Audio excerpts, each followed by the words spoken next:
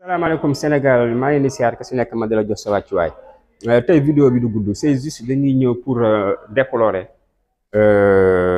jëf ji nga xamante ne ambassade de France def na ko ki nga xamante ne mooy docteur Niang. lii yëpp dossier baa ngi nii vendredi la woon ma yaakaaroon ne sax comme que c'est un dossier médical avec un malade bu ñu war a évacuer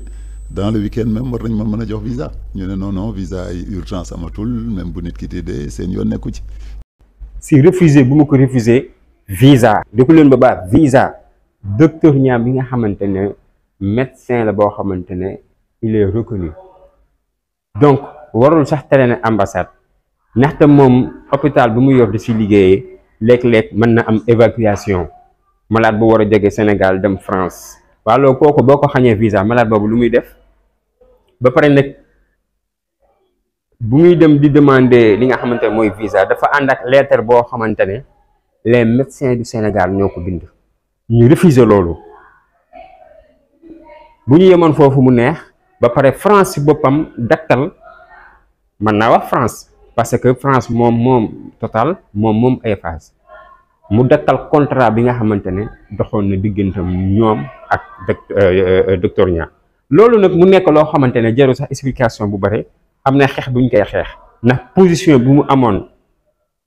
loolu ñëpp xam nañ ko donc ku mel ni docteur Niang mëritewul lii France di ko teg ci kawam donc moo tax dañuy ñaan ki nga xamante ne mooy président Bassirou Diomaye et son premier ministre lii ñu jàppasi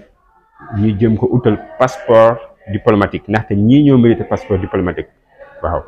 ku su mel ni docteur Niang yi xam ne dafa war a à tout moment mën na am malade boo xam ne dañ ko war a évacuer donc may ñaan ngeen partage vidéo bi su ko defee président Diomaye jot si incha allah su ko defee ñu régler problème bi France nag yéen moom seen yëf ba leen neexee ngeen dakkal seen contrat yéen a xam waaye kantaan nag di ko xañ visa pour mu bañ a accéder foofu France loolu yaakaar naa iñaan foofu la tàmbale ak soxor waaye nag incha allahu taala bu si président Diomaye jàppee dana sotti te li koy sottal nag mooy ñu jox ko passeport diplomatique jërë ngeen jëf.